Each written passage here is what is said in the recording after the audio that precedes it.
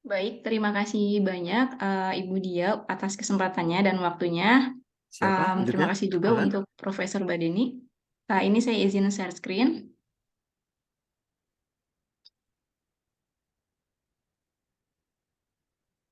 Mohon maaf, apakah sudah terlihat di layar Bapak Ibu semuanya? Sudah terlihat Bu Neneng. Oke, baik. Assalamualaikum warahmatullahi wabarakatuh. Selamat pagi rekan-rekan semuanya. Gimana nih kabarnya setelah libur panjang Hari Raya Idul Fitri kemarin ya? Mudah-mudahan teman semua dalam keadaan sehat walafiat. Nah, ini sebelum kita memulai pelajaran hari ini, alangkah baiknya kita berdoa terlebih dahulu. Berdoa dimulai.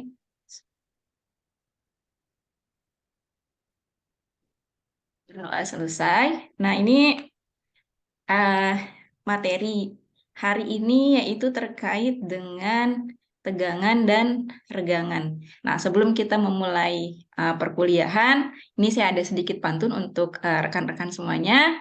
Pagi-pagi udara segar, beban hidup jangan ditanggung terus. Bangunlah dari tidurmu segera, nikmati hari ini dengan penuh semangat. Dan mudah-mudahan teman-teman semuanya hari ini memulai perkuliahan dengan penuh semangat begitu. Nah, ini saya ingatkan kembali kepada rekan-rekan untuk mengisi presensi di kampus karena presensi kehadiran itu saya setting hanya sampai 15 menit setelah pelajaran dimulai. Setelah itu teman-teman tidak dapat mengisi presensi tersebut. Nah, ini sambil kita mulai pelajaran, teman-teman bisa segera mengisi presensi kehadiran. Nanti tolong diinfokan apabila ada permasalahan dalam mengisi presensi kehadiran di kampus. Nah, ini untuk capaian pembelajaran hari ini, apa sih yang akan kita dapatkan ya? Ah, ini mudah-mudahan teman-teman dari materi yang akan disampaikan bisa menjelaskan konsep dari tegangan. Kemudian bisa menjelaskan apa sih konsep dari regangan. Dan yang terakhir, rekan-rekan bisa memberikan contoh tegangan dan regangan di kehidupan nyata.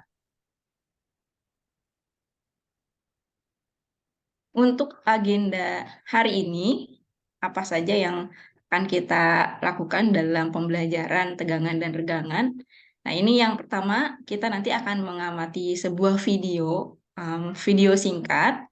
Kemudian nanti akan ada diskusi, baik secara individu maupun kelompok. Kemudian yang terakhir itu ada pemaparan dari masing-masing kelompok.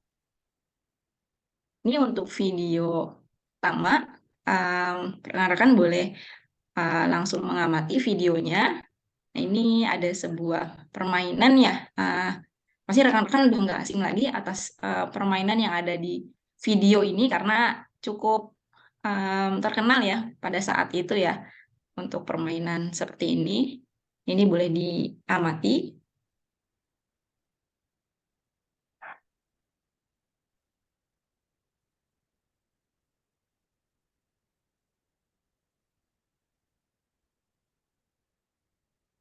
Baik, ini sudah cukup untuk mengamatinya ya teman-teman. Nah, untuk video tersebut, apa sih kaitannya video permainan yang telah kita putar tadi dengan materi kita hari ini gitu.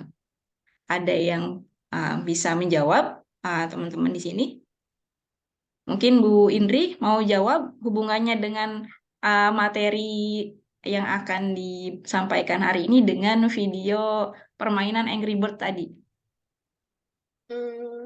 Mungkin hukum fisika pegas, Bu.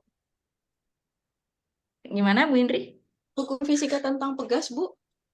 Tentang pegas. Baik, mungkin ada jawaban yang lain. Bisa Pak Uji Burahman? Boleh? Jika ada uh, yang lain atau Ibu Siti Maryani? Oke, tadi um, jawaban dari Ibu Indri masih masuk ya ke dalam materi ini tentang pegas tadi ya kata Bu Indri. Nah, jadi sebenarnya kaitan video permainan saat video tersebut tuh kan memutar sebuah permainan yang cara bermainnya itu adalah dengan sebuah ketapel, kemudian ketapel itu kita tarik ya, tarik sekuat mungkin sampai terlempar jauh gitu Angry Birds-nya gitu sampai uh, sesuai dengan sasaran kita gitu. Nah, pada saat kita menarik dari ketapel tersebut, nah, tarikan yang kita buat itu adalah kita telah memberikan sebuah gaya tarik pada ketapel tersebut.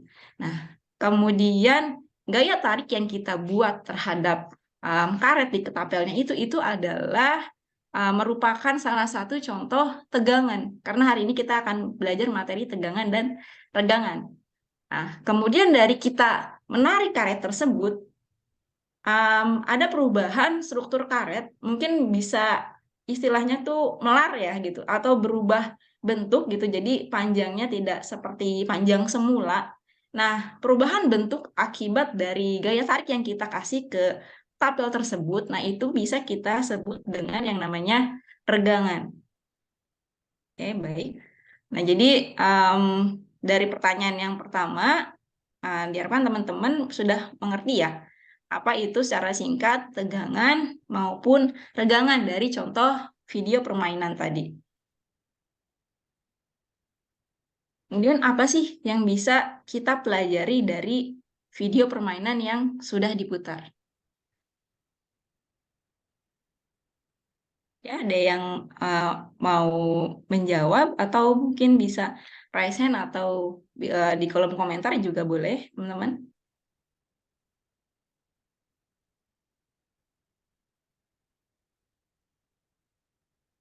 Ya, baik. Jadi um, benar. Jadi apa yang bisa kita pelajari dari video permainan yang sudah diputar tadi adalah terkait dengan struktur perubahan bentuk dari sebuah benda apabila benda tersebut dikenai gaya. Seperti karet tadi yang ketika kita tarik, dia mengalami suatu perubahan bentuk seperti itu. Dan semakin kita tarik, maka tekanan yang diberikan pun akan semakin besar ya. Jadi gaya yang diberikan akan semakin besar. Dan pertanyaan yang ketiga, mengapa materi ini penting untuk dipelajari pada mata kuliah ini? Jadi untuk apa sih kita mempelajari tegangan dan regangan itu untuk materi perkuliahan hari ini? Nah, ini ada yang mau mencoba menjawab teman-teman di sini untuk pertanyaan yang ketiga dari video yang tadi nih, kenapa sih materi ini sangat penting untuk dipelajari seperti itu? Saya, Bu. Boleh, Nah, silakan. menurut saya ketika kita sudah memahami materinya, maka kita tahu akan konsep dari tegangan dan regangan tadi dengan simulasi penggunaan ketapel tadi, Bu. Begitu, Bu, menurut saya, Bu. Terima kasih, Bu. Baik, terima kasih Bu Rini atas jawabannya. Mungkin teman-teman ada punya jawaban yang lain untuk apa sih kita mempelajari materi tegangan dan regangan ini untuk apa gitu pada mata kuliah ini?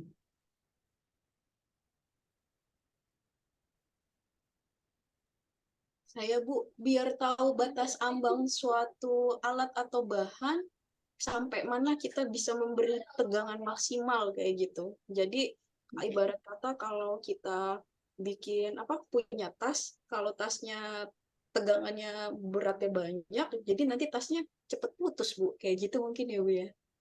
Masih Bu. Baik, terima kasih banyak Bu Indri atas jawabannya. Ini benar sekali ya untuk apa kita mempelajari materi tegangan dan regangan pada mata kuliah ini. Jadi mata kuliah mekanika teknik ini berhubungan dengan material, seperti itu.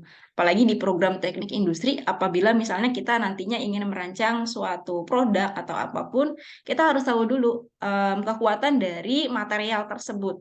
Nah, makanya ada yang namanya kalau di struktur beton atau benda-benda lainnya itu ada yang namanya uji kuat tekan gitu. Jadi seberapa besar suatu benda bisa menahan gaya terhadap benda tersebut. Kemudian ada juga yang namanya uji tarik nih. Biasanya dilakukan untuk material seperti baja seperti itu. Jadi uh, seberapa kuat baja tersebut ketika kita kasih gaya tarik gitu. Karena kalau misalnya materialnya sendiri nggak kuat, kayak misalnya kita mau bikin produk meja misalnya gitu, meja tersebut hanya untuk menahan printer misalnya kita mendesainnya seperti itu. Tapi kalau misalnya yang diisi di meja tersebut misalnya mesin genset gitu kan, otomatis apalagi kalau bahannya dari kayu gitu, maka meja tersebut akan runtuh. Nah, itu pentingnya kita mempelajari konsep tegangan dan regangan dari suatu material gitu. Jadi untuk analisa struktur kita ke depannya seperti apa. Kita lanjut. Mudah-mudahan teman-teman dari yang sudah barusan kita diskusikan bisa ini ya mengetahui secara jelas konsep dari tegangan dan regangan. Nah, ini dari hasil diskusi tadi kita bisa simpulkan secara singkat apa sih tegangan itu. Nah, tegangan sendiri itu mengacu pada gaya yang diterapkan pada suatu material per satuan luas. Jadi kalau misalnya ada suatu bidang, misalnya meja tadi, terus dikasih gaya misalnya sebesar 10 kg. Nah, tegangannya adalah gaya tersebut dibagi dengan luas menampang mejanya. Kemudian kalau regangan, nah regangan sendiri kalau contoh games tadi itu kan apa namanya untuk yang material karet ya, ketika kita tarik itu kan mengalami struktur perubahan bentuk atau dia akan bertambah panjang ketika ditarik atau dia juga akan bertambah pendek ketika kita tekan misalnya. Nah, perubahan tersebut itu adalah regangan. Jadi ada perubahan pertambahan panjang, kemudian dibagi dengan panjang semula. Nah, itu adalah nilai regangannya.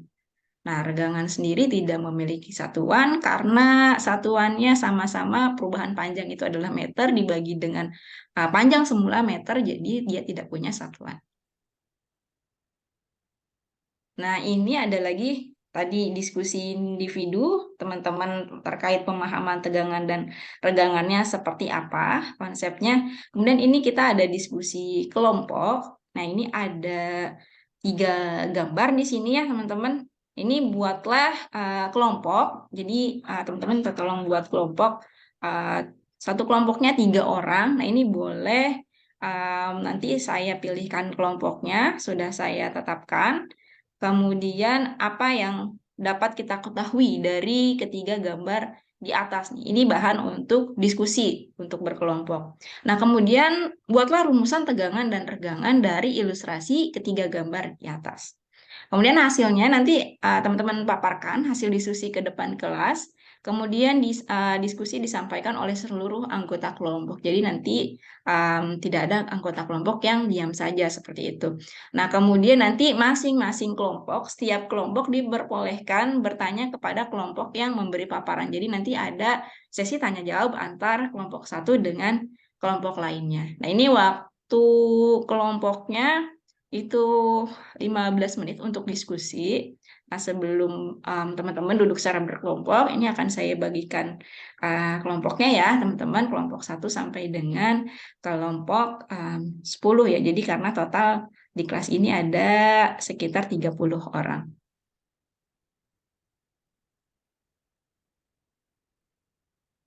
Berikut nama-nama kelompoknya. Silakan teman-teman duduk berkelompok berdasarkan data kelompok yang saya berikan. Oke, sudah duduk berkelompok semuanya? Atau ada yang merasa namanya belum ada di data kelompok yang saya tulis? Baik, sudah semua ya teman-teman sudah mendapatkan kelompoknya dan sudah duduk berkelompok. Nah, ini mungkin cara duduknya bisa melingkar gitu agar teman-teman bisa berdiskusi. Yang penting berdekatan antara satu kelompok dengan kelompok lainnya. Nah, ini nanti hasil paparannya akan dipresentasikan oleh seluruh anggota kelompok. Nah, dalam diskusi ini masing-masing kelompok boleh bertanya apabila ada yang belum jelas ya dari instruksi saya terkait tugas kelompok ini atau diskusi kelompok. Oke, baik, kelompok 1 ada pertanyaan terkait diskusi materi hari ini? Oke, tidak ada, sudah jelas. Kalau begitu kelompok 4 apakah sudah jelas atau masih ada pertanyaan yang masih bingung terkait tugasnya? Untuk literasi, baik untuk literasi teman-teman boleh ambil literasi dari mana saja, baik dari internet, karena kan laptop teman-teman sudah terhubung WiFi kampus, jadi boleh ambil literasi dari internet, baik dari jurnal maupun dari e-book ya teman-teman. Kemudian teman-teman juga bisa lihat materi dari YouTube. Saya tidak membatasi materi yang akan teman-teman jadikan bahan diskusi hari ini. Ada lagi kelompok yang lain yang ingin bertanya terkait diskusi kelompok hari ini? Kelompok 7, apakah ada yang ingin ditanyakan? Oh, untuk jumlah slide bebas ya teman-teman. Disesuaikan saja dengan hasil paparannya seperti itu. Oke, baik. Apakah sudah jelas ya instruksinya? Kalau sudah jelas, silakan dikerjakan secara berkelompok.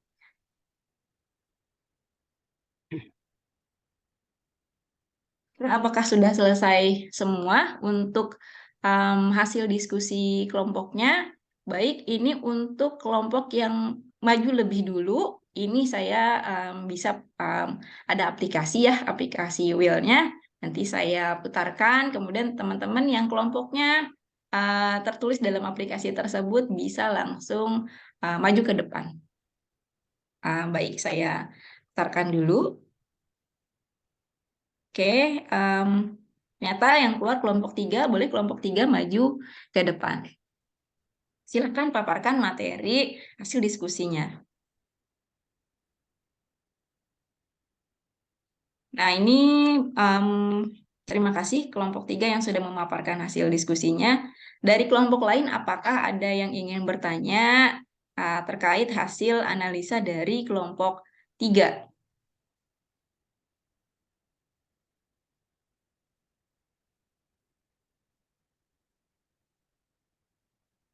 Oke, ada lagi yang ingin bertanya?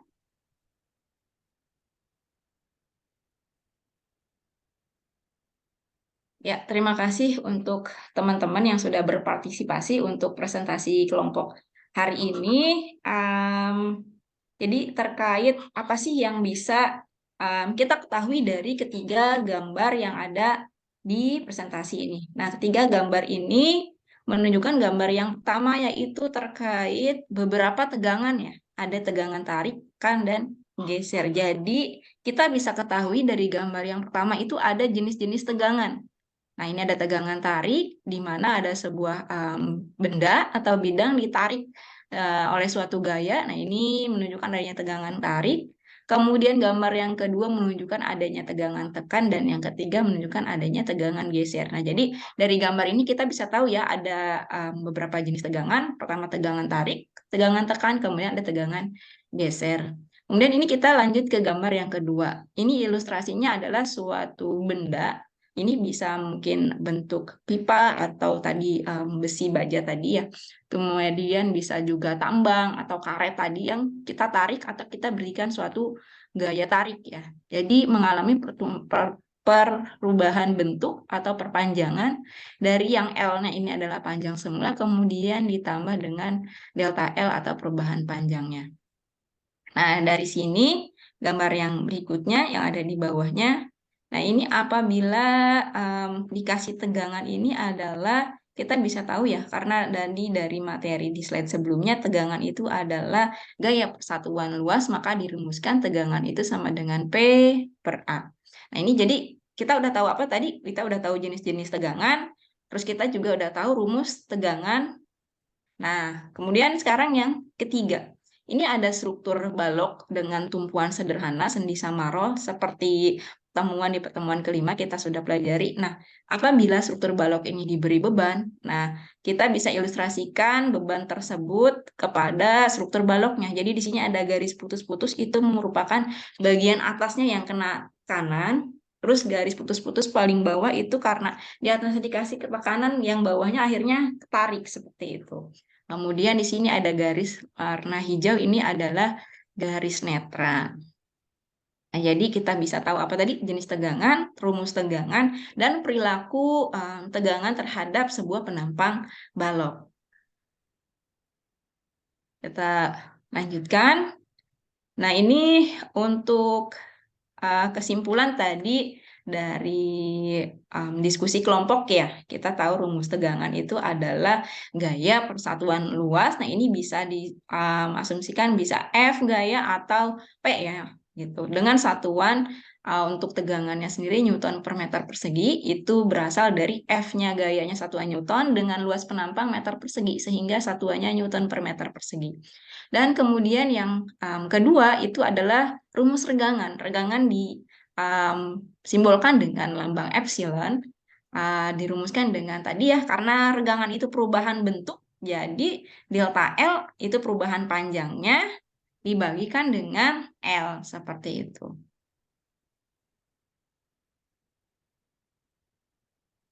Nah, ini untuk soal individu ya, teman-teman, untuk dikerjakan di rumah. Tadi kan kita udah belajar konsepnya seperti apa, contoh kehidupan sehari-harinya tadi, misalnya dari ketapel gitu kan, bisa tadi ada pegas, bisa juga misalnya kayak ikat rambut gitu kan. Nah, ini dari contoh sehari-hari, kemudian ada rumusnya nih, yang udah kita tahu dari hasil diskusi tadi. Nah, sekarang teman-teman bisa terapkan contoh soal plus jawabannya nih teman-teman. Itu seperti apa nanti dikumpulkan di pertemuan berikutnya ya teman-teman. Jadi ini adalah hasil dari pertemuan kita hari ini. Nah, ini untuk referensi untuk hari ini, pertemuan hari ini. Oke, baik. Ini saja materi yang uh, kita pelajari hari ini. Mudah-mudahan bisa bermanfaat buat kita semua, buat kedepannya seperti apa. Terus teman-teman bisa mengaplikasikannya dalam kehidupan sehari-hari. Terima kasih banyak. Mohon maaf kalau misalnya penyampaian saya masih ada kekurangan. Terima kasih. Wassalamualaikum warahmatullahi wabarakatuh. Waalaikumsalam Waalaikumsalam warahmatullahi warahmatullahi wabarakatuh. Terima kasih Bu Neneng. Baik, kita dengarkan dulu komentar dari teman-teman terkait dengan presentasi dari Bu Neneng. Ya, silakan. Yuk, silahkan. Terutama yang udah duluan ya, Prof. Udah kan sudah Iya. tenang, Prof. Kan sudah tenang, jadi boleh berkomentar ke teman-temannya yang belum. Oke, baik. Terima kasih. Saya izin. Oke, silakan Bu Bu Indri. moderator. Baik, terima kasih. Baik, Bu Neneng. Sebenarnya tujuan dari materinya sama penyusunan materinya pun sudah terstruktur dengan baik ya Bu ya. Tapi kalau di sini saya boleh memberikan saran untuk meningkatkan lagi lebih baik lagi pembelajarannya Ibu. Mungkin untuk presentasi slide-nya Bu dibuat lebih menarik dalam artian ada gambar-gambar ya nggak kosong blong banget gitu Bu. Ada setiap itu ada kayak ada clue-nya. Kemudian tadi dalam memaparkan video, saya sempat kesulitan mencari clue. Jadi setelah video ditampilkan, setelah itu Ibu juga harus ngasih kalimat pemantik biar kayak kita mikir, oh ya apa lagi ya? Apa ya kira-kira ya kayak gitu.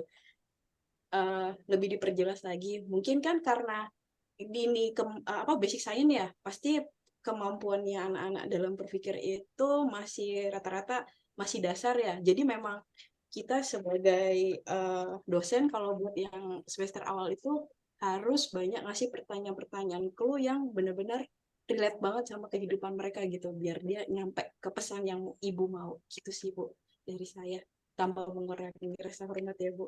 Terima kasih atas kesempatan.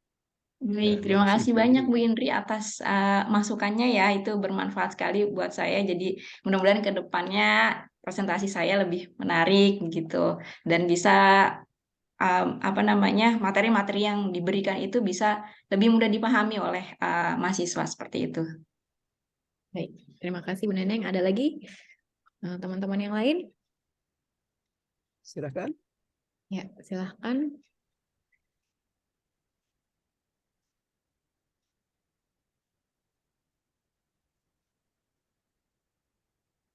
Nampaknya sudah tidak ada, Prof. Ya, kalau nggak ada, nanti saya nambah dikit aja. Silahkan, Prof. Tadi suatu mau melakukan kerja kelompok, memang sudah ada kalimat tadi, ini nanti teman-teman dari kelompok lain bisa menanyakan kepada penyaji. Sudah bagus, namun akan difokuskan lagi kan lebih bagus ke setiap anggota penyaji. Soalnya kalau nanti kepada kelompok penyaji, yang aktif aja yang jawab, yang lain tetap nggak bisa gitu. Tetapi kalau ini setiap ini anggota kelompok penyaji, nanti siapa aja kan kelompok lain bisa, oh ini kira-kira yang tadi nggak berartiin nanti nggak bisa, kan ada bisa ke sana, sehingga tidak akhirnya kelompok pada waktu kerja ini pertemuan berikutnya paling enggak mikir dia. Jadi saya harus aktif bisa. Termasuk kelompok yang tadi anggota yang sudah bisa pun akan mikir, teman saya kira-kira sudah paham, sampai ngecek apakah anak buah saya, anggota saya sudah paham semuanya dengan yang kita mau presentasikan. Nah, kalau itu kan baik, kita Prof. akhirnya hasil belajar kita akan meningkat. Ya, nih. Tapi kalau ngadu kelompok aja kan ini kesungguhan itu ini tidak berkembang dengan lebih baik. Terusnya ke sana itu yang perlu jadi perhatian. Yang lain udah bagus. Ya, tadi juga saya katakan setiap akhir pertemuan itu perlu ada simpulan. Ya, ini ya tadi simpulan perlu dibuat bersama itu tadi supaya apa? Untuk sekaligus ngecek untuk sampai di mana apa yang saya sampaikan.